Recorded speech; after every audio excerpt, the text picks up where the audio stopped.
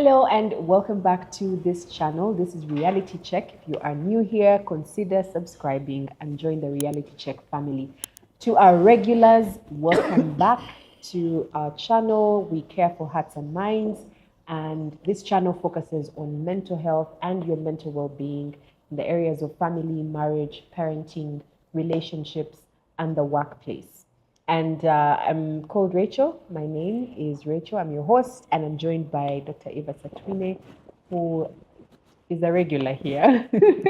Dr. Eva is a trained therapist. She is also a life coach and the founder of International Center for Mental Health and Family Care.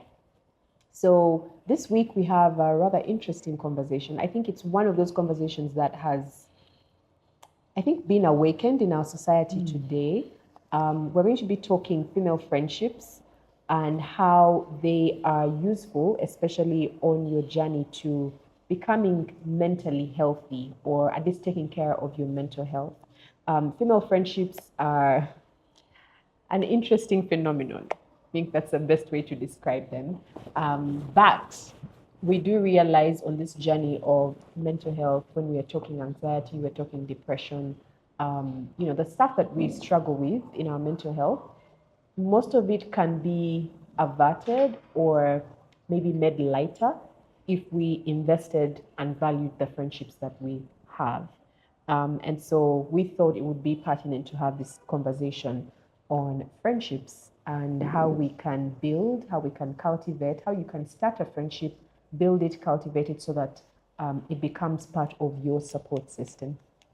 Welcome, Dr. Eva. Thank you so much. Yeah. I remember one of our earlier conversations off camera was about friendships, you and I, and we're kind of going through, friendships that we thought would last the test of time, and they did not, and some of the things that we were learning from those experiences.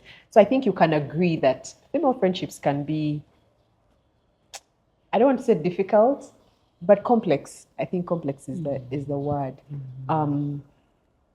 How valuable are female friendships? And maybe let's start with your observation of friendships. I know you are just a few years older than me, just a few.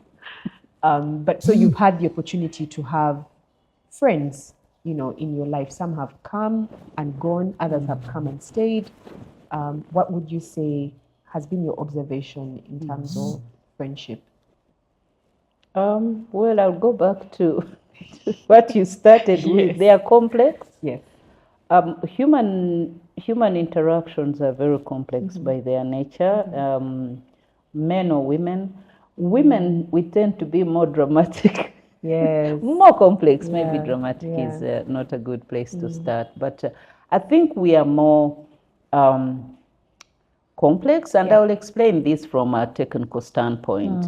Women, we are created for detail.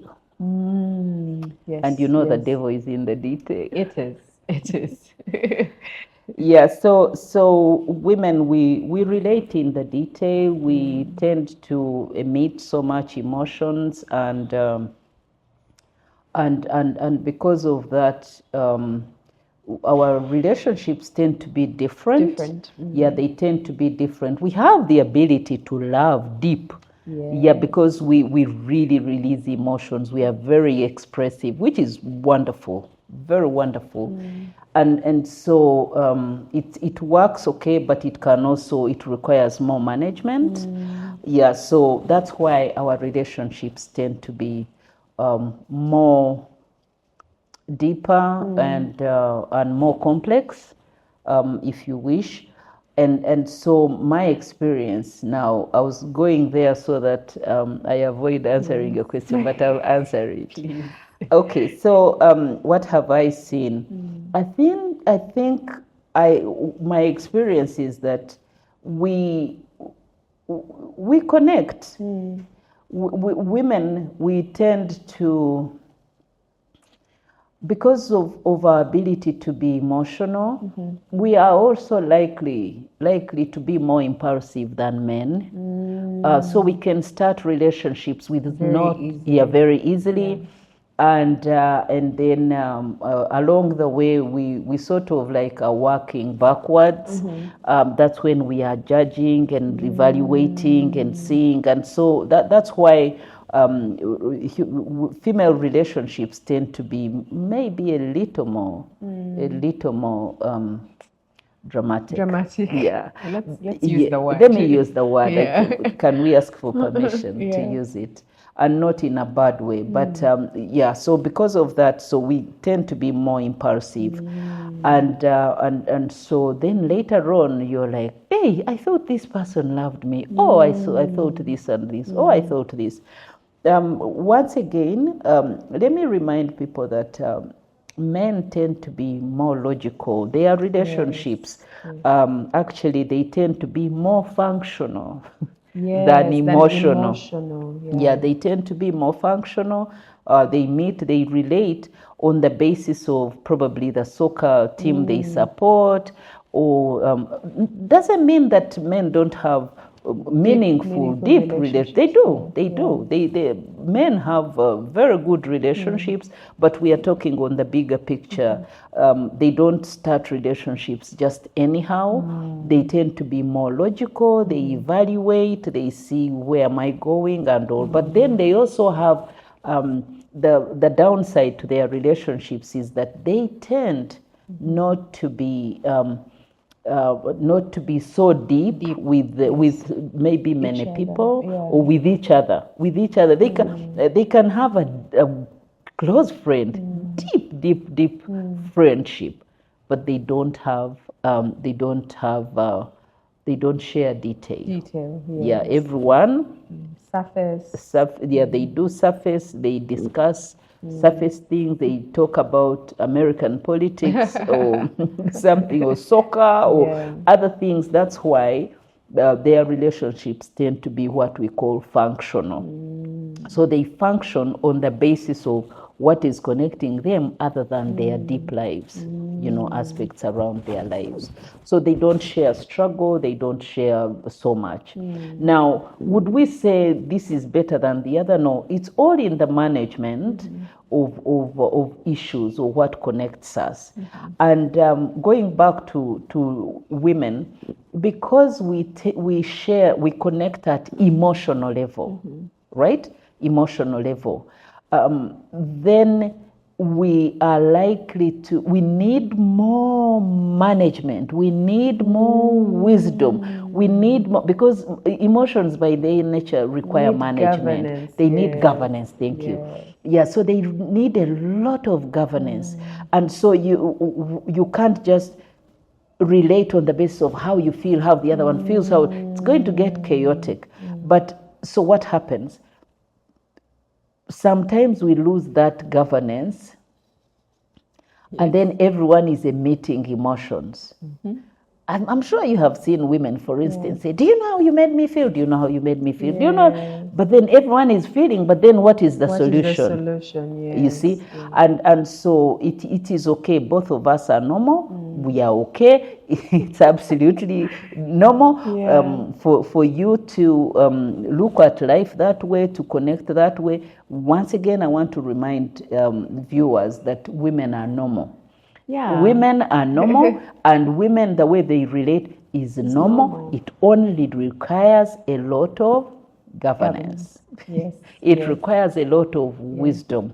We need to, so even men on their side, the way they relate logically and all, actually it is encouraged that they try to be a little more vulnerable, so that then they don't only operate at functional level. And that's why, we've had a whole conversation here around men and depression. And one of the reasons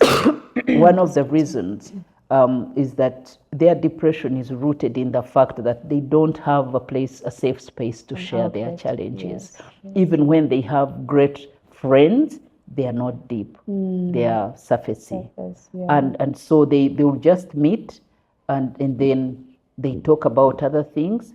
but everything then else except everything what else, everything else except life, everything else except their struggles, everything else except, so they'll just talk about that. They don't need help from anyone. From anybody. Yeah, so both sides are normal, and for us, that's there's a devil for every danger, rather every gender. Yes. I think balance is key. That's what you're Balance saying. is key. Balance is key because either side needs balance. Here we need more management. Here they need to be a little more vulnerable, a little more open. Yeah, I like that you talk about management, and I would want for us to delve into it. But when we are making friends, I would like to think that there are different things at play. There's your personality, there's your upbringing. There are a lot of things that inform how we choose our friends. And you mentioned something that I have learned. Okay, I wasn't aware about that. As women, we make friends and then ask questions later. Yes. Whereas with the men, they're like, I'm not going to open up myself to this individual. I don't know them. Until I'm sure. That they logical. Yes, it's quite logical. And I feel like we should be like that. Should take time to know people, understand them before we let them into our intimate space. That's why men tend to have fewer conflicts. Yeah, they have very fewer conflicts because they take time thinking and evaluating friendships before they go deep. Don't ask me whether they get deep, but they are more they are more protected in terms of conflict than us.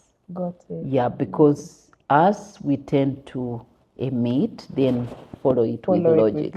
Yes. Yeah. And I mean, trouble has already started. Yes. So do you want to say something about how we make friends?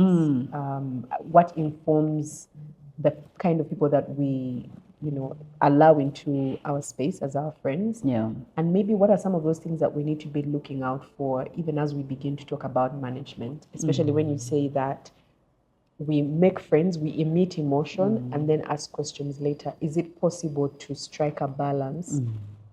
Being aware of who we are and how we make friends. What are some of those things to look out for as we choose Okay, people? so a number of ways, right or wrong, but bottom line is that we make friends, we connect with people based on how they make us feel. That's the principle. That's the underlying principle. So a person you call a friend, you could have so many, but depth of your relationship is determined by how they make you feel. Yeah, that's it. So now then it comes back to the person making the friendship. What do you consider important? Now there are people who make relationships based on values. So we share values, and so like attracts like. So I'll see Rachel and say, "Oh, I think we get along well." So then, on the basis of values, values are very important, and even lack of values. People make friends based on lack of values because they need someone to validate their lack of values. That's number 2. That's funny. But it's real. And it's true, yes. It's real. I'm aware that we are on reality check. Yes. And that's true. Yeah. Because if I lack values, I know this one, I have a weakness here. I'm not going to connect with Rachel who is going to judge me. Okay? So I'm going to connect with someone who we share a similar weakness or some way of thinking or something. So that's how we make friends. Of course, as I mentioned, I started with the high end that based on how they make us feel. But then we also make friends based on how gracious they are. Maybe they are helpful in certain situations. I mean, let me tell you, all human nature is looking for someone that is gracious to us. I always tell people that human nature, like plants, we gravitate towards light, towards warmth, towards water, someone who waters us, someone who waters us. And so that grace, I can make mistakes, but I'll be friends with someone probably who will not judge me and break me and all that. I can talk to you. I know in my heart that what I did was wrong, but you accommodate me. I feel secure in your space.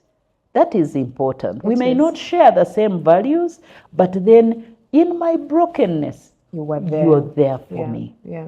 You see, that is so important, very, very important. Now, speaking of which, even like hard times, a person who extends kindness, who is there during my tough times. I can have all these friends, but then a time when they are supposed to be in my life, they are not there. Not there. Yeah. And then I would think, I would remember this person. Oh, when I lost my sister, this person came. There. You know, that's why friendships are a heart issue. How we condition the heart. What signals are we giving to the heart? True. It's not, oh, you know, we've been friends 19 years. No. It is, how does this person make me feel? Now, I just gave an example because I just went through this. They are like some people we never expected. You're like, hey, this person really. They showed up for me. me. They showed up for me. This was supposed to be like maybe for my closest friends. I never expected this. Now that person has proven to you that they are actually kind to you and your friend at that level. So how people make us feel. Now, I mentioned something about people who water us. This is important. Yeah. You know, watering me, you've had like, you're my best cheerleader, right? There are people who will cheer you up. Gladly, 24/7. Anything you do, they're there. Anything you do, they're there. They are ready to see the beautiful side of everything you do. And not that you don't make mistakes, but they are there to cheer you on. Those are your friends. That's how we make friends. That's how we make friends. Now, there are people who hold you up. You know, I've already talked about difficult times. That they are friends we call root friends. Root friends, they are there to stick with you under whatever circumstances. Yeah. And they tend to be very few because roots tend to be fewer than branches, fewer than leaves. But there is that friend that is there during the good times, but they are there also during the bad times. So that is a person that we draw towards. Do you see how it's a heart issue? Yes, how have you made me feel? You've made me feel important. You've cared for me. You have, you know how I feel. You're there for me to, support me during this very difficult time. Those are friends. That's how we draw towards friends. But then I don't want to forget that we also have friends for fun. Yes. Yeah, so how people make friends, again, you've heard someone say, because you're funny. We want someone to laugh. Yeah, you make me laugh. Yeah. That is very, very important. You see that? And I want to tell you that the bigger part of friendships is beyond material. It's beyond material. It is how you have made me feel. Now, someone can argue and say, oh, you've given me money. That doesn't last long. It is how they treat you. So friendships is how someone treats you and how they make you feel ultimately. Very, very important. That's true. And I think what I hear you saying is we're going to attract and invite people into our lives as friends, but each of them will feed a different need. 100%. 100%. And I'm glad you mentioned that. We need to always evaluate why we have a friend in our lives. Not that we are being optimistic, no. But every friend speaks to something. Yeah. And sometimes we want an all-rounder, but we can't get an all-rounder. No, we can't. No, we can't. And that's where we fall into this the problem of comparing friends. Yes. We need to know why every person is in your life. Maybe some of them might be there for a season. That too. You see? Yeah, but we need to understand that we are not going to have all-rounder because we are not all-rounders either. That's true. Yeah. That's true. And I think that realization probably comes when, as you grow, as you mature, that your friends are not going to be everything, the beginning and the end of your life. And maybe it would save you some heartache if, for example, in a certain season of your life, a particular friend is not there for you the way you wanted them to be. Perhaps that's not the need that they are there to fulfill. And so just appreciating all of your friends in the different shapes and sizes that they come in and the different roles that they play in your life can also help us avoid the drama. Yeah, I mean, it helps. It's called social awareness. Number one, Rachel, we need to know ourselves. And I've had people say, why do I always attract wrong people? Right? This is in choice of a partner, but that's not what we are talking about. But even in friendships, people have had friends, they go, and they say, I attract wrong people in my life. No, we need to know ourselves. Yeah. Because there's this saying that if you want good friends, you have to be a good friend yourself. That's true. You see? Yeah. So what kind of friend are you? Before you want great friends, what kind of friend are you? You know, we have friends, for instance, who are always on the receiving end. Yes. And these are the most irritating friends. They only show up when they need something. Yeah. Now, are you that person? So if you're that person, then maybe you're also going to attract people who are coming in to pick something from you. Because they know that's your style of friendship. Yeah. You know, but if you are an authentic, genuine friend, you're caring. Because, you know, in life, Rachel, the principle of sowing and reaping has never been real like it is in human relationships. Yeah. In fact, what we have always told people that if you want a good marriage, if you want a good partner, start by being a good partner.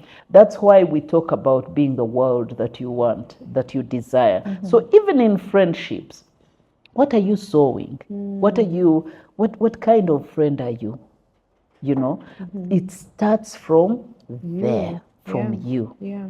Then people are going to connect with you. So that self-awareness is important because you can be there blaming how you have bad people, how the world is wicked and how people are bad. But you're not stepping back to say, what kind of person am I? Self-awareness. But secondly, social awareness. We call it social awareness. Know people. Know that this person is my friend, their strength is this, but when I need financial support, they're not going to be there. I'll go to. Yeah. This person can actually pray for me. But emotional support may not be there. Yeah. This one, now you're going to make a choice. That's why we say we all relate with people, but at different degrees. Now, if we are in a good place and we have that kind of understanding, we can relate with anyone. With anyone, yes. Whether you want to call them friends or you don't want acquaintances or something, okay. That's okay. But you don't have to put a whole expectation on everyone, because not everyone is going to meet 100% your expectations. Yeah. They are entitled to their weaknesses. Yeah. We are all entitled to our weaknesses. Yeah. We are all on a journey. And a journey of self-improvement. Maybe by that time this person hasn't picked or addressed this issue. Maybe that's the reason you're in their lives. Perhaps. You know, you're probably in their lives to support them overcome certain challenges and all. Do you see how primarily it is on us? Ultimately, at the end of the day. Yes, it is. Yeah. So I'm going to, one of the things that we've always told people, again, from a relational science perspective, if you realize someone has a weakness or has an area that you cannot accommodate in your life, then probably you're not called into that ministry of friendship. Oh. I thought you were going to say they don't need to be in your life. No. No, because you see, people either influence us or influence them. So if you realize that they have this huge problem, they have a weakness, you can't accommodate it, it just runs you down, then maybe you're not the right person for that ministry in their lives. Because Perhaps, friendship is ministry. That's true. It's ministry. We're not just getting into get what Have is a in there good for me. No, time, you yeah. also have to put in stuff. And it's a lot of work. It's a lot of investment. Relationships are a lot of hard work. You see. So when you know them, we got here because we're talking about knowing people and knowing why you're relating with each one of them, knowing what they bring into your life, knowing what you put into their lives, then it is going to help us, because relationships are built on expectations. Sure. So if we are not aware of expectation, then it's going to be a problem. Yeah. I listened to a similar conversation some time back, and this lady was talking about how she had so many friends, but the only thing that brought them together was they would go out for drinks, right? And then whenever she needed someone for any serious conversation, they are not there. Their relationship is built around drinks. Yeah. And so then she realized, what kind of life am I living? I don't even have friends. I don't have meaningful friends. I cannot share anything deep. Everything is about drinks. So now you need to know. You need to know, because you have even gotten yourself there. You accept it. You can't be in any friendship without your permission. It's true. Yeah. We can never be in any relationship without your consent. Yeah, that's so true. And I think leads me to my next question on setting expectations and boundaries in friendships. I think you talked about us reaping where we have sown. And I feel like we spend a lot of time sowing into our romantic relationships, and we don't spend as much time sowing into our platonic friendships. And I think it's important, to set the right foundation and tone for any friendship. Obviously, bonding over drinks is going to be just that. If you want it then to be elevated to something deep and meaningful, you may not have that opportunity because you have set the tone for that relationship. So talk to us about setting expectations, but also how do you build relationships? How do you build a friendship that is going to serve you in the way that you want it to serve you? Let's say you need emotional support, or you need a friend who can weather certain storms with you. How do we build those relationships? And also, of course, talk through expectations and boundaries, because those are not conversations we have with our friends. We have them with our partners, husband, wife, because I think the nature of that relationship requires that you have those conversations. But then we realize that we also need to have similar conversations in our platonic friendships. Look, so I'll start from the science of attraction.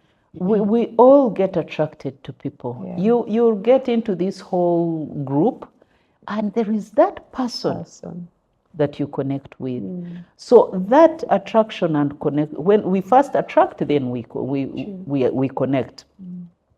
But in connection, there are things that connect us. There's something that gets us together. The thing is, most importantly, to avoid the impulsive nature. I've seen people. I've never forgotten. I met someone at the airport. I think it was which airport was it? One of those airports in Europe. And we had met here. He worked with my husband, and so he was very happy to see me.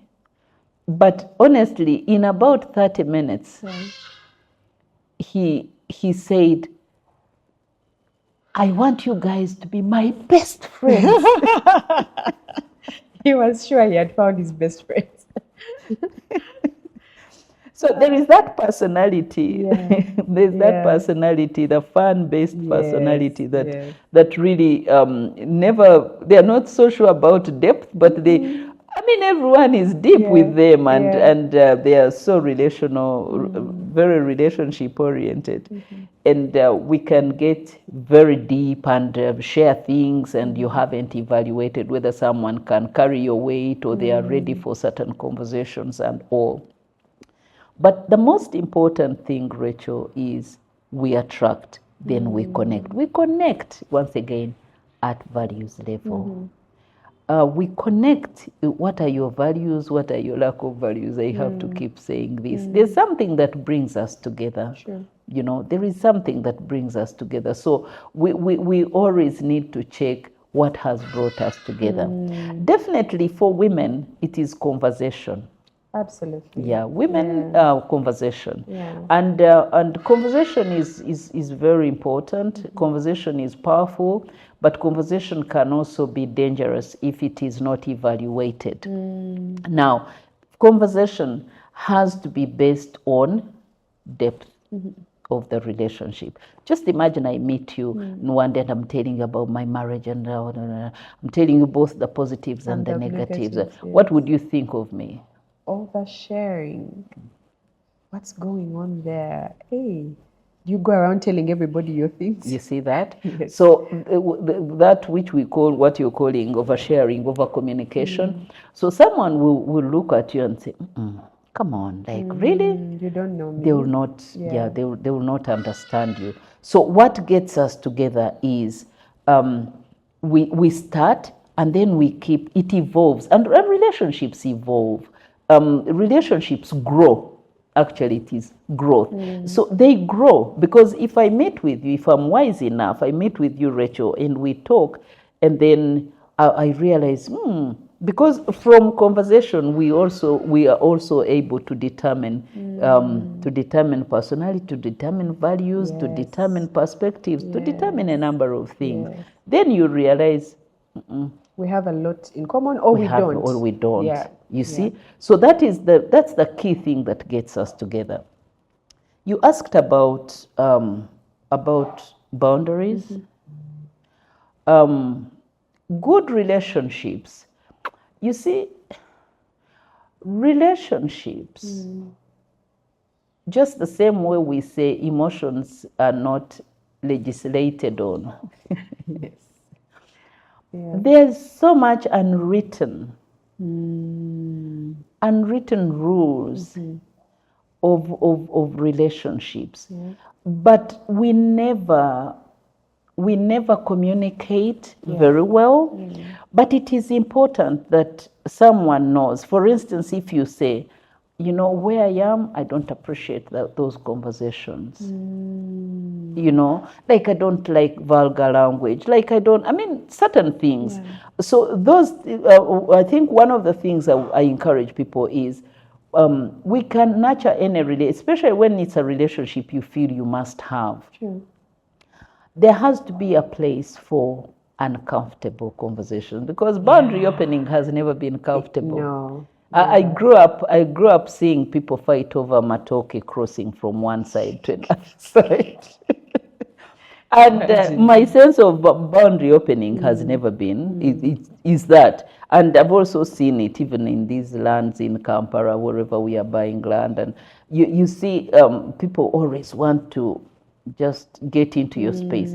But healthy relationships are built on boundaries. Now, some of them, actually the best place to start opening boundaries is to communicate who you are. You know, we have to be authentic.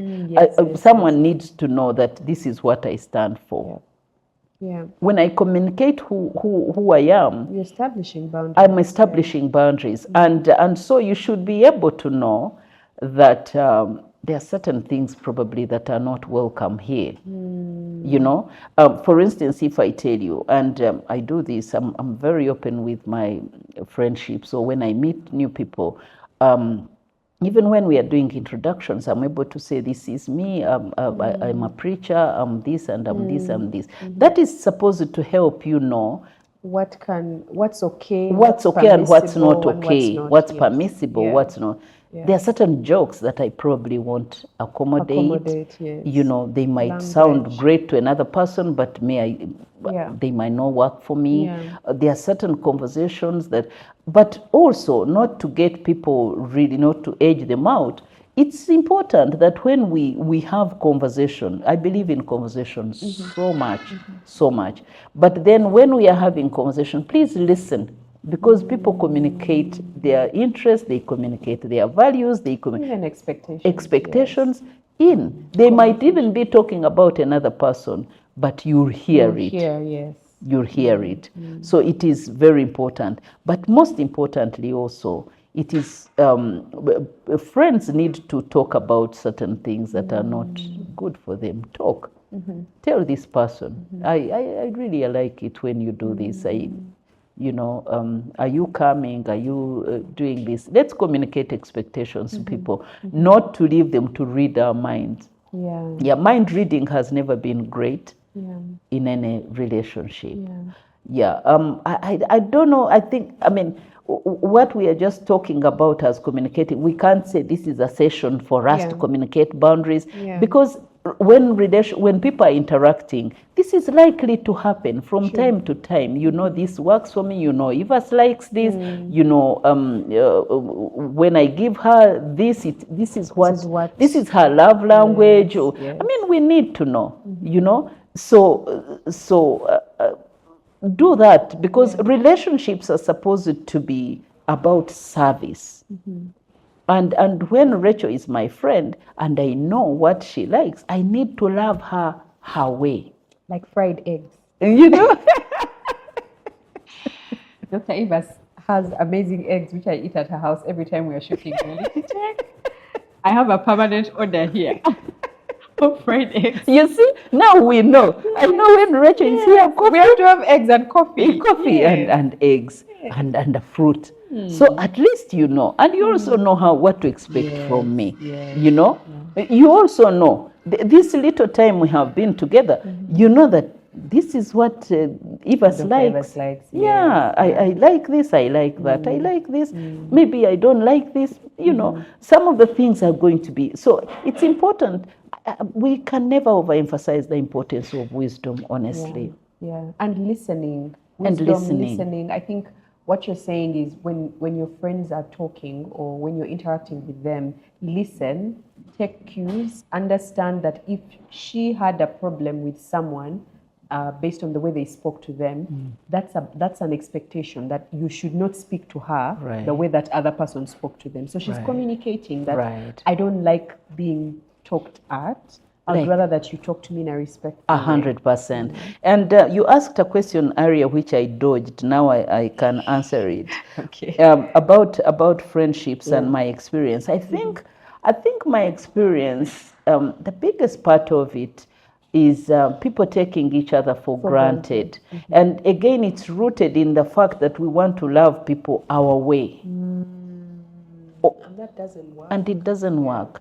It doesn't work. Because taking someone for granted, thinking, she can always be there for me, even when I'm not there for her. Or, Evas loves to do this, and she'll do it anyway. Even if I don't reciprocate. That doesn't work. That actually, if there is one thing that really, really doesn't work for me, is someone taking me for granted. I hate it with all my heart. I like, for instance, I'm a giver. I really give, and I also am not good with unauthentic relationships. I can't stand them because I don't know how to be fake. I love to be real. People think I'm too serious, but I really... she's not. She laughs. I really love. But I'm not good with fake relationships. I love to be authentic. I don't want to be in a relationship where I can't be me. I want to be me. I love to make fun. I really love to be little. I love to feed the little girl in me. And so I want to be serious. I have this serious part, but I also love to joke. I mean, people who know me know that I joke. And so, but I'm a giver. And I'm a giver, and I spot need very quickly. I really see if my friend has this, I need to be there. I can be in somebody's life. I can do all this. Please don't take my life. Don't take it for granted. And then you say, oh, you know, She likes it. She likes it. No. Yeah. Because when we do that, we also expect, we want that to be reciprocated. For sure. And there's no person who just wants to get into your life, do all that, and then sit back, and then you say, oh, Bambi, me, I'm busy. Oh, me, because wherever there is no reciprocation, it's a problem. It's a very, very big problem. And that's how people begin, hey, you're taking me for granted. I'm not going to stand I'm for not this. going to do that. Yeah. So one of the unfortunate things that happens in friendships is breakups. Again, no one really ever prepares you for it. And like you said, as women, when we make friends, it's like this person is going to be in my life forever. You know, you've weathered certain storms together. They've been there for you. Or maybe not, and you keep forgiving them. But there comes a time, at least in every girl's life, where they've had to break up with a friend. And there is no blueprint to how to deal with, you know, that kind of breakup. And as somebody who has experience, but also from a therapist's point of view, how would you advise? I'm throwing you under the bus. Yes, no, but how would you advise? You can talk to us like a therapist. No. I can talk. I mean, I share really what the lessons you learned from no, some. seriously. I don't want to speak like a therapist. I need therapy, maybe. Maybe you do, yeah. So go ahead and do. share how people can navigate relationship breakups, friendship breakups. You see, there's no one who gets into a relationship ready to break up. That's true. Right? Yeah. When we get into relationships, we all service those relationships with something we call hope. Yes. You know, and we are hoping that this is going to work until forever. Forever, yeah. Let me tell you, love is so delicate. When we love someone, we are hoping we can maintain that, because the opposite of it is so hard to think about. And so that's why we never prepare for that. But it's important to know, when you come from a good place, you know that you're in this relationship with good intentions. Then it is okay for us to know that it can happen. That can happen. Yeah. But preparation beyond that is probably going to be paranoia. Yes. You know, Yes, and you don't want to relate with people from a paranoid standpoint. But having said that, relationships, we connect with any person, we attach. There is something invisible that gets us attached. When we attach, we hope that we can keep together, and we service that. We do whatever we do. We communicate boundaries, or we don't communicate them. By the way, most of the time it's not. That's the reason. Because, and then also we don't operate in wisdom to see that, for instance, someone shouldn't be taken for granted. They have an expectation that you're supposed to be in their lives. I mean, all that happens. Now, when a relationship is breaking, we're going to realize that you're detaching.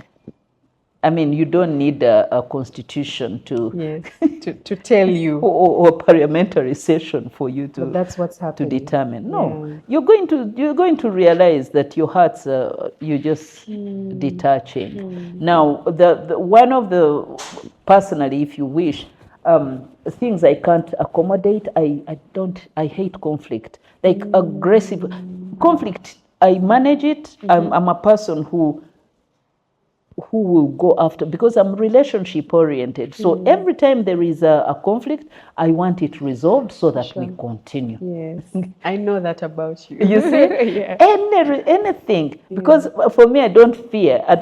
I hate. But you don't fear. But I don't fear. You don't run away from conflict. I hate it because I don't want to be there starting conflicts. But then, should this come up, and maybe there are some that I've started myself, but then should it happen, I believe in with all my heart that any conflict can be resolved. That's good. Yeah, so I don't fear.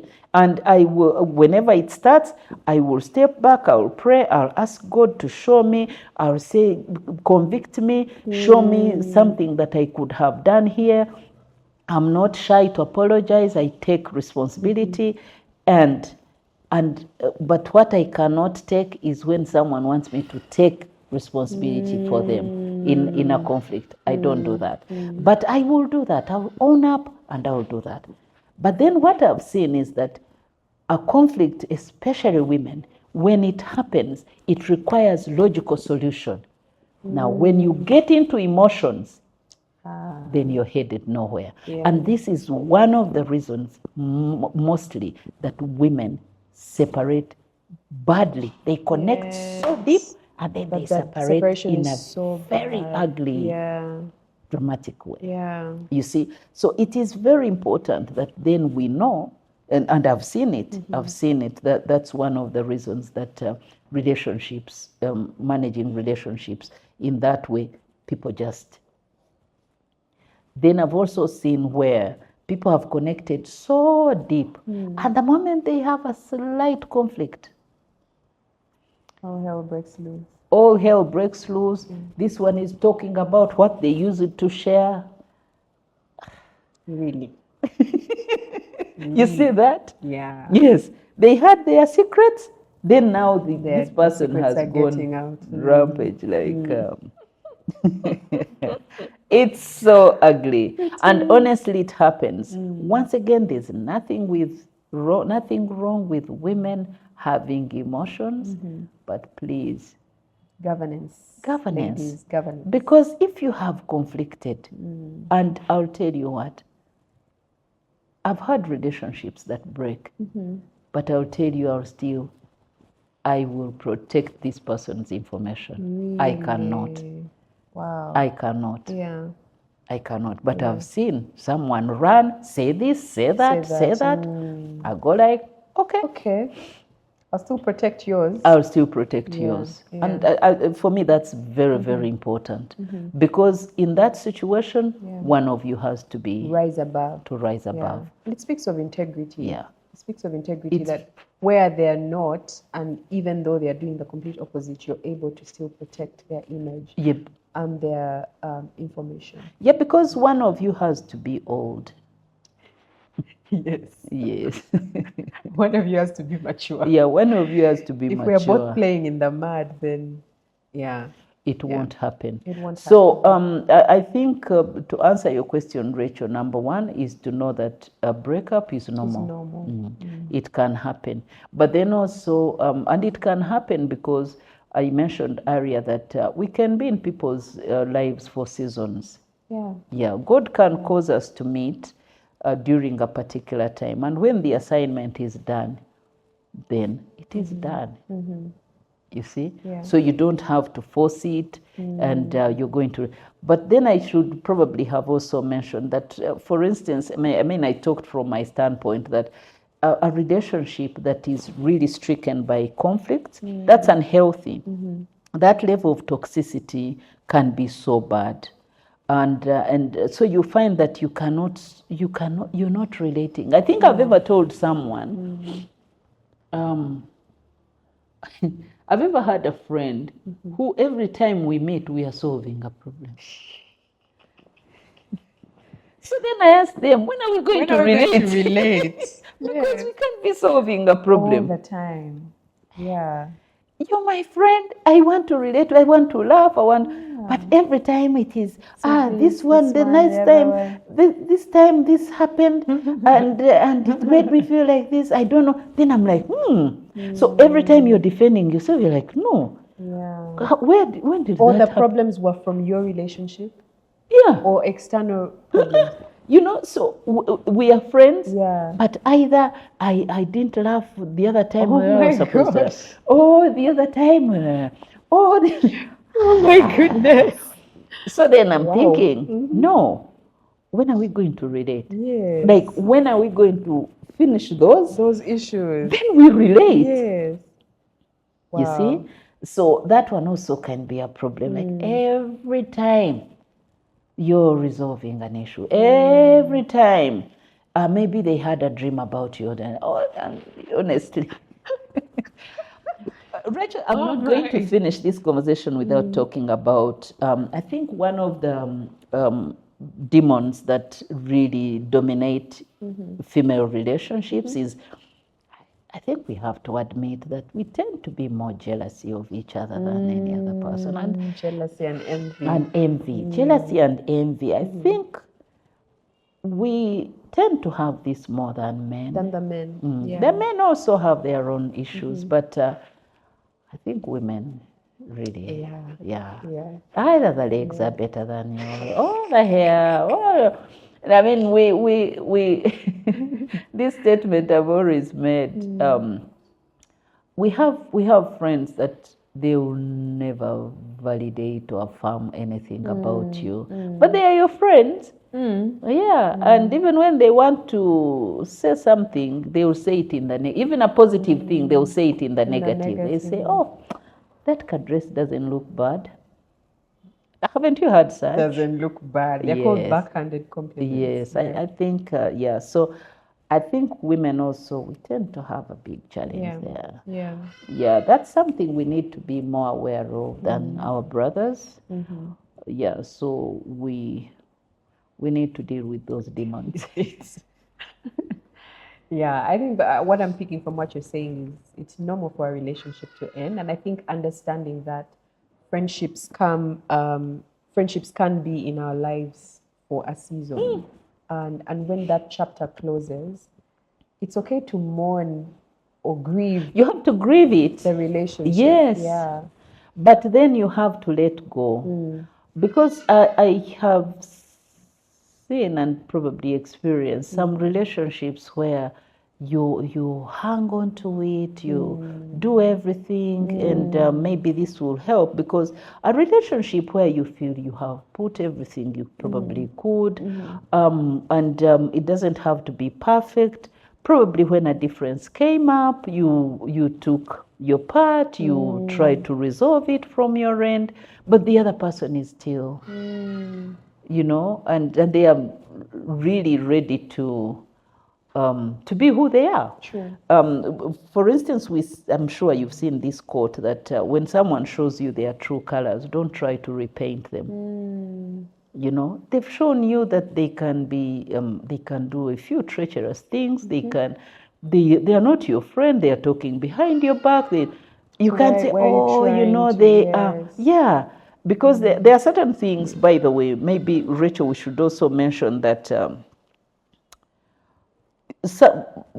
there are certain conflicts that can be resolved, or differences that can be resolved, but it doesn't mean you have to be friends again. That's true, yes. You that see? Is true. Yeah. Because when there is broken trust, did we mention that relationships are built on the same pillars? Yeah. Trust, security, grace, and all that, and especially trust. Because when you're my friend, when I connect with you, when I share with you, I share my life with you, I share some secrets with you, I need help from you. I mean, there's a lot that has connected us.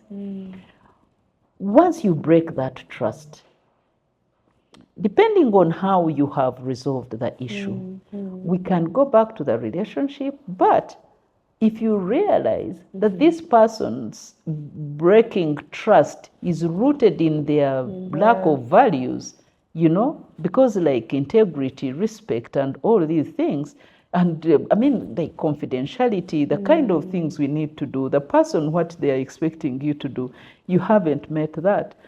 Now, I can forgive you, but I don't have to be your friend again. No. And it's so funny. I was listening to a sermon this morning, and the person was talking about forgiveness versus reconciliation. That forgiveness is conditional. You should forgive, if not for the other person, for yourself. For you, yeah. But reconciliation requires certain conditions. Absolutely. Is the other person repentant? Have they changed? Do you still want them in your life? Do you feel like you being in their life maybe is ministry? There are so many conditions that we'll speak to. Should I have this person in my life again? But forgiveness is conditional. You must forgive. You must forgive. Yeah, you must forgive, but you don't have to give them permission again to. No, you don't. No, you don't. So I think I appreciate you emphasizing that grieving is a normal part of this process as well. and then having those conversations with yourself, determining that you're going to forgive this person for what they did in your life, and then making the choice: do I want them back in my life again or not? You know, Dr. Evas, in the era that we live in today, obviously we are talking about mental health. It's such a big conversation in our world today, and one of those things that has perpetrated or furthered ill mental health is social media. And we use social media to keep in touch with our friends, which also creates a certain facade that we are actually building connection when we really are not. So you have a friend, you've not seen them in 6 months, but you're constantly texting, you see them on Instagram, you see them on Facebook, and so you think that you are friends. I'm building my question. Yeah, that's I'm okay. going around. That's okay. Go ahead. So I want for you, of course, to comment on that, the importance of building friendships, and maybe the old school way, old-fashioned way, which is picking up the phone and calling someone, being intentional about spending time with them.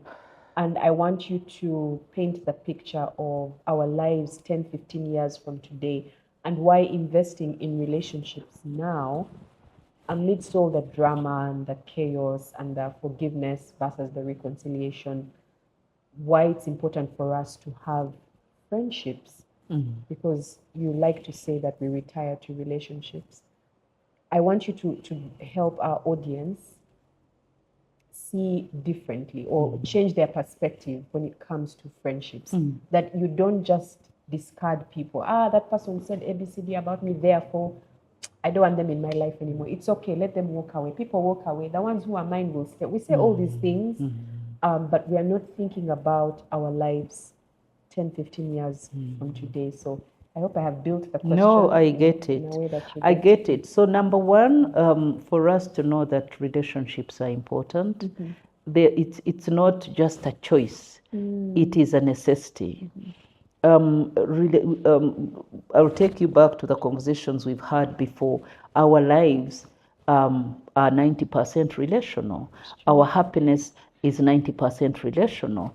Our wellness is 90% relational.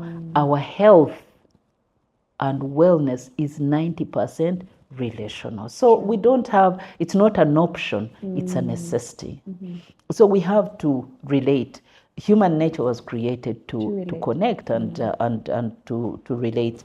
So that is okay. But you see, for us to achieve that 90% health, the relationships had better be healthy, right? So you don't just attach to toxic relationships just because you're disparate for wellness. Now, that is important. So for us to access that, it's important. However, I already talked about what kind of friend am I. For us to have good friends, we need to be good friends ourselves. So we cannot sit back and say, me, I'm going to leave people, whoever is mine. No, relationships are a lot of work. A lot of work. You're going to invest understanding what we talked about, understanding yourself, but also understanding people, social awareness. But you're also going to apply skills. Unfortunately, we are lied to. We've accepted this lie that relationships just happen naturally. No, I used to believe that. No, they are skills. They are skills. All these things we have been talking about: grace, kindness, and all that. Those are skills. Ability to show up when someone needs you. I remember I was talking to a certain guy, not even a young man, who lost their dad, and their best friend didn't show up. Oops. Their best friend didn't show up. So he said, actually, this came up when I was telling him that, as we continue in life, as we grow, we're going to realize there are moments that are going to be defining moments for us. True. So for instance, so he said, you've said it. For instance, this experience has taught me who my true friends are. And then he gave me that example. He said, can you imagine? My best friend didn't show up throughout the funeral process because that she fears death. Do you see that? Wow. I thought, in my head, I was already playing devil's advocate. Maybe there's a good reason. No. She was even open. She said, me, I don't want to be where people have died. That's your best friend. Wow. Okay. You see that? Yeah. Yeah. So we need to know that that we need to understand people. So it is very important to understand people. Now, I mentioned that when I was talking about showing up. That's skill. That's wisdom. Yep. For you to know this is a moment not to miss. Let me tell you, I hold myself accountable. There are certain moments in a person's life I don't want to miss because they connect with that. We can forget so many other things, but there are certain deep things that we can't, like you've lost someone and I give a flimsy reason, I'm not going to do that. Yeah. You know, you have a big celebration in your life and I don't show up and I'm calling you a friend. You're sick. You need help. At a certain point, I don't show up and I give excuses. No. So some of those things are skill. It's skill. You're not going to learn this in a classroom, but it is skill. It is called wisdom. You see? So these friendships are governed by that. Now, should you send people away every time you feel bad? No. Because it's called relationship management. There are moments in relationships when you're going to be required to apologize, to forgive. And it doesn't mean every time you forgive, you walk away. No. Yeah. Because we are all created to give second chances. You see? But then I'm not contradicting my earlier point. There are situations where you realize the season for this relationship is done. Over. It's over. Yes. You see? But do you see how all that requires wisdom? That's why we can't stand here and say, when this is that, we can't be prescriptive. But then you're going to apply wisdom and realize this one, I'm not useful anymore in this person's life, and probably they are also not. Then that means the season is over. But if you say, oh, this person has made me, I've left them. This person has, I've left them. You're going to get in the future and you realize you have no one. No friends, because relationships require cultivation. Cultivation. You're going to cultivate things. You're going to put things in. You're going to do a lot of planting before you can harvest. Let me tell you, relationships, there's nothing else where the principle of sowing and reaping is relevant like it is in relationships. In friendships, in all relationships, but friendships. So we shouldn't take friendships for granted. For granted. And so then we have to know. Now, we tend to, the same principles we apply even in marriage. Imagine, apply. Every time a marriage is going through a challenge, do you divorce? No.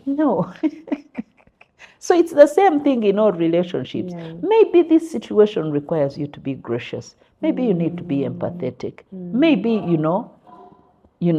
I'll be there. I mean, I've had some friendships where I'm like, what's happening to this person?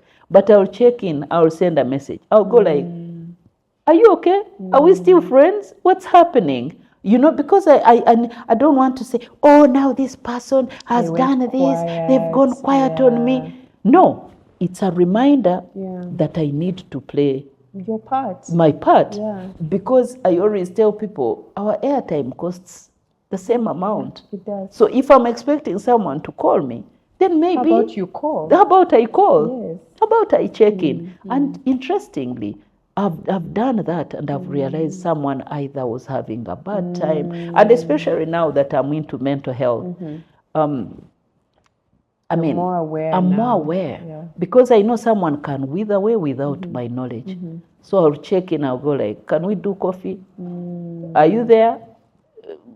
Can we do coffee? I have a friend, we do appointments for coffee and then they keep on, and I say, hey, Are they planting the coffee that we are going to take, or what are we going to do? It's not grown yet. Oh my gosh. It's not yet grown. But as much as possible, I want to do my part. Yeah. I don't want to sit here and expect. Yeah. You see?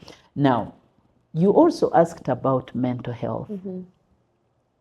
We need to know that our mental health is rooted, our wellness is rooted in the social ecosystem. We breathe air from each other. Yes, the quality of our relationships is going to determine our wellness. And if we know that, we're going to be intentional about cultivating meaningful relations, nurturing. So we don't have already made relationships. There are no ready-made relationships. They are all cultivated. So anytime you see a good relationship, just know that people have put in effort. And if you're seated there waiting for an already made relationship, it's not there. You're going to have to do a lot of work to have meaningful relationships. There are also, I've seen conflicts. People who just are so prone to conflict very, very easily. Very, very easily. Either they are hurting, they are hypersensitive, they are waiting for another person who is going to hurt them. That requires that we do our own cleansing, because again, you could be losing relationships because you're so hypersensitive, super sensitive, because everything means everything. Yeah. It's difficult to relate with you. And I think that's where self-awareness comes into play. If you are self-aware, then you know, maybe I'm being overly emotional, maybe I'm being overly sensitive, and then work towards undoing that pattern, in your life. So thank you for this. I feel like this has been helpful even for me. There are things that I have learned, and I think in closing, as you give your parting shots, maybe speak to, I don't know, just something that you'd want our audience to walk away with, so that they start to see relationships differently or friendships differently from the way they've been handling them. And I think especially to our younger audience, there are people who are in their 20s, maybe early 30s, that have not yet, they still feel friendships, I can have one here, one there. There's a lot of time. There's a lot of time, and I think it's important for them to realize that no, there isn't time. You can cultivate friendships today that will benefit you many years later. That's true. Actually, as we age, if you have nurtured good relationships, you're going to get to a stage where you're doing consolidation more than starting new relationships, because relationships require a lot of work. That's true. And not that we can't meet people and form good relationships, but probably at a certain point you don't have so much energy to do a number of things. But I would encourage that as much as possible, number one, we need to know this is a necessity. I've heard young people say, I don't need people, I'm okay. You've heard that? Yeah. I'm okay, I don't care. Yeah. I have my life. You can't live life alone. You need people, and so you need to relate. You're going to be ready to relate, because that's mindset. That's the starting point. Number two, to know that you're going to relate with people who are different from you. People are different. We are all different. So we have to be ready to enjoy the diversity. Sometimes we just want people to be like us so that we can. No. They're going to be different, and you have to allow them that chance to be different and still be your friends. Number three is what we talked about related to that, is that every person is in your life for a different reason. They bring a different kind of beauty to you and to your life. And so they don't have to, please don't settle for all-rounders. We don't have all-rounders in relationships. So when we know that, we're going to be gracious, we're going to have reasonable expectations, realistic, we call them, yes. realistic expectations. Don't have this huge expectation on people. And another, probably my parting shot is that it's important. So it's rooted in realistic expectations. And I always use the analogy of a tree. A tree has roots, it has branches, but it also has leaves. Now, there are people in our lives that are there to decorate us, and we enjoy that. Probably they've come to decorate us. But when the winds of life come, they're going to be blown off. And it is okay. You see, so that speaks to the expectations, because they can't stand a certain amount of wind. Yes. Right? Yes. And it is okay. Yeah, it's fine. It's okay. They can be blown away, but they are still your friends. They were just leaves. Then we have branches. Branches are a little stronger than leaves, but then there is a certain amount of weight they may not be able to bear.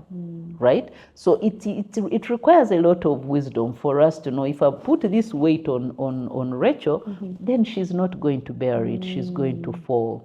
And we've seen this, ladies who are listening. You'll go to a friend, a very close friend, and you say, I'm going through this. They either run away or they give you some unreasonable piece of advice. And then you say, how can she tell me that? It's because they couldn't carry your weight. Yeah.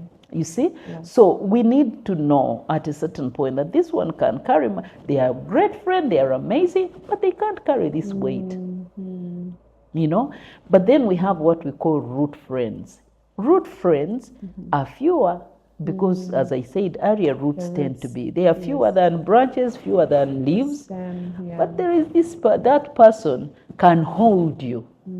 So that's the root friend. You're supposed to carry the biggest amount of weight to in certain situations, not on leaves. No, certainly not. Yeah. So this speaks to the expectations, because if we know we can maintain the leaves, we can maintain the branches, but we can also we're going to put a lot of effort in our roots, because those are the people that hold you, and so you need to feed them. You need to feed those roots. Now, ladies, again, we are more gifted, by the way. We are great. We have potential for great relationships. So don't worry about what people say about us. But you've had like the concept of the power of three friends, and for me that works.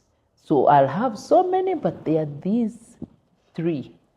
You know, I have two that we get so vulnerable, that we call each other, that we pray for each other. They know your children, you know their children, we pray for our children. Those ones, you know, those are my root friends. But does that take away the fact that I have other friends? No. They are there. You know, so I may not be putting a lot of weight on the other ones, but they are my friends. They are also my friends. So we need to be very careful about the expectations we put out. What else did I say?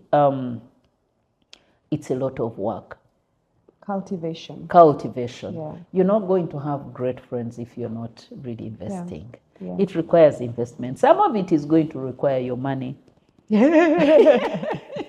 And that's not a bad thing. And that's not a bad thing. That's not a bad thing. Invest. Invest in friendships. Connect. Create opportunities for you to bond. You know, some of the reasons we have fake, lousy relations, unauthentic, is that we don't bond. We don't bond. We don't bond. Now, can I answer your question on social media? Social media, I looked out a scripture from 2 Peter 1:3, which says, His divine power has given us everything we need for life and for godliness. It is okay to connect with your friends on Instagram. What else are they? I don't know them. Facebook, X, and all that. Yeah. The world has become big. As long as you mean well, this doesn't take away the importance of meeting up. Physical. There's power in physical connection, but we can also call. You know, we can use these phones. His power has given us all things that we need. So we can't give an excuse of, oh, because we can't meet up, then I don't know what's going on with my friends. I've had some people say, I can't have friends, you know, now my friends are all over the world. Come on. There are people who are deeper in relationships even when they are far. So I was making my point that bond. If you have relationships which are loose, it's because you haven't created opportunities to bond. Bond. Call. Call. Because when you call someone, what do they feel? They feel important. You've taken time, your airtime, you know, to call and check on them. I think you can't be giving excuses because in principle we believe we create time for things we value. Yes. Yeah. So if Rachel, you value me, you can't say I called you and you didn't see my call. Oh, I saw the call, but oh my God, I forgot. I send a WhatsApp message to you, it's blue ticked, but you don't respond. And then you say, I'm so sorry. I'm so busy. That means I'm not part of your business, of your priorities. But we can use these things. For sure. Now, we have friends all over the world, but you're not able to meet physically. But what does it do? We connect on phone, we schedule meetings, we talk. So anything we create time for is going to flourish. So if we want meaningful relationships, we're going to create time for them. Sure. You can't keep telling people how you don't have time and you're busy. That means you're giving your time to things that are important to you. That's true. That's very true. Thank you, Dr. Sounds like, yeah. Yeah, I think I've enjoyed this conversation because every time we talk about friendships, whatever platform, there's always so much to learn. And it's also an opportunity for me to ask myself, am I being a good friend? I think rather than are my friends being good friends to me, I think if we all asked ourselves that question, we would have deeper, more meaningful relationships. One of the things that I find myself doing often is evaluating who my friends are. So I will list them in order of, say, starting with the root friends. So these are my core friends. And then there will be all these other, the decorators that you talked about, the branches, the leaves, and the people who are in your life for, you know, various reasons. And I encourage you to do that. But even as you do that, ask yourself, am I being a good friend? Have I shown up for my friends the way they would want me to show up? Have I been listening? You know, people have been going through really tough times. And I think as you mature, someone was making a comment and they were saying, you know, we're at that age where our friends' parents are dying, or like people, you know, when you're growing, your parent would tell you, oh, I'm going for burial for an uncle so and so. Like you don't even know that uncle. Sounds so old, so far-fetched, you know. But now you're at that age where that uncle, you know your friend's uncle, your friend's brother, your friend's mom and dad. And so it's very important, even as we nurture friendships, to rise to the occasion. You're no longer a child. You can't be saying you fear death. You can't be saying things like, that was my mother's thing. She's the one who used to go for burials.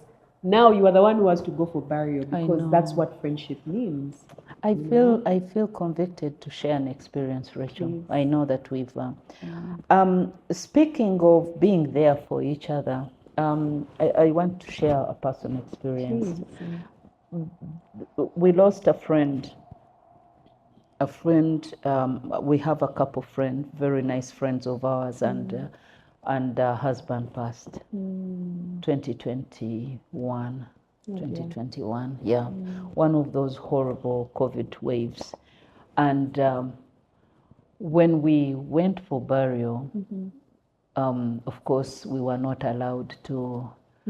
I remember we carried a wreath and we couldn't even put it. But my friend, the girl, it was already clear that it was COVID. But I had to be there for her. For her, yeah. I had to be there for her.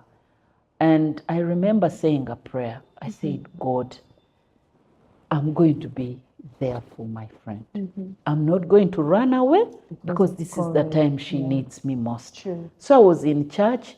Everyone was running away. But I came and held her. I held her and I said, we are in this together. Yeah. Let's keep going. When we went for burial, again, she collapsed at the funeral. I mean, it was so hard. It was so bad. And I still said, God, I don't know what you're going to do, but I'm going to be there for her. Yeah. We came back and I promised her because she was relying on me. So we came back. And when we were coming back, I promised her, I said, you're coming back today, I'm also going back today. So you're going to find me home. Now, she went and they reached far before us.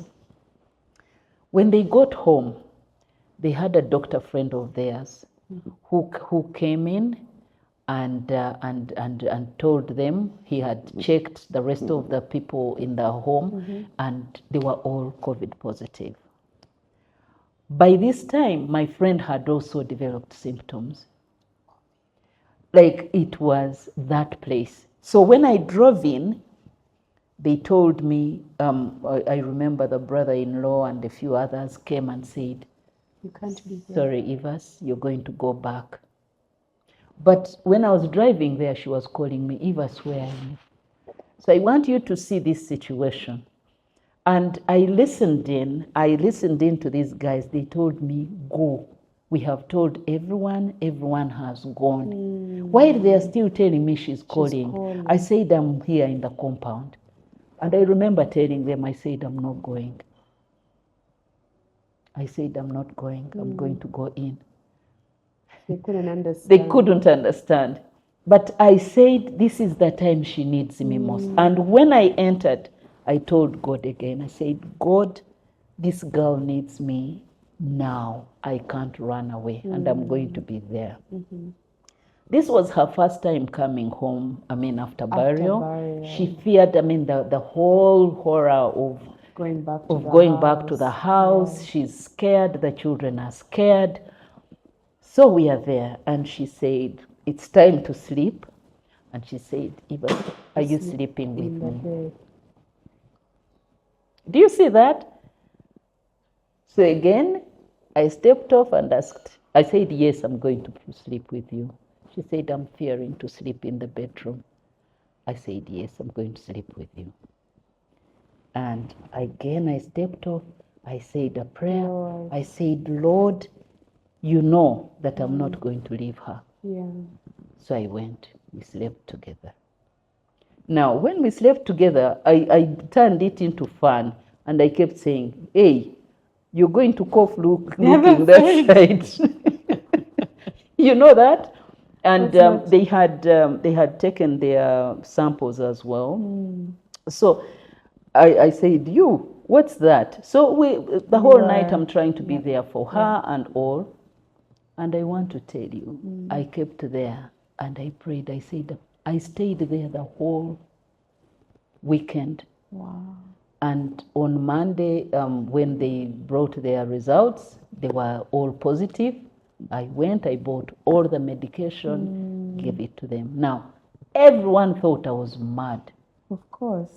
But I told myself, Lord, you're going to protect me. I wasn't saying, Lord, this COVID is... Yes. No, I said, God, you're going to protect me because I need to be here for my friend.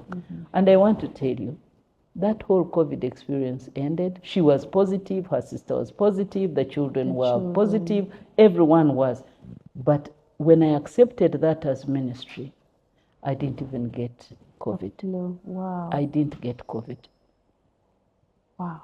So, and when I talk about this, honestly, for me, it was the grace of God, because I offered myself, I availed myself for this ministry, and the Lord protected me. I'm not sending everyone else to do that, but for me, I did that. And I considered that at that time, my friend, she needed you. Needed me so badly that I could not have an explanation of, oh, I've gone away because COVID. Wow. Thank you for sharing that, Dr. Evas. And I think it re-emphasizes the fact that relationships are going to require sacrifice from you. That cultivation, it's not an easy thing, but if you're going to sow into this relationship, then you will reap.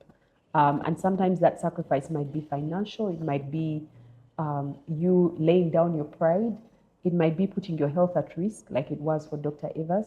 And so let's just be willing to show up. I think it starts with us being better friends if we want to enjoy better friendships. The perfect way to end this show. Let us know what has stood out for you in our comment section. And until next week, stay well, stay healthy, and keep it reality check.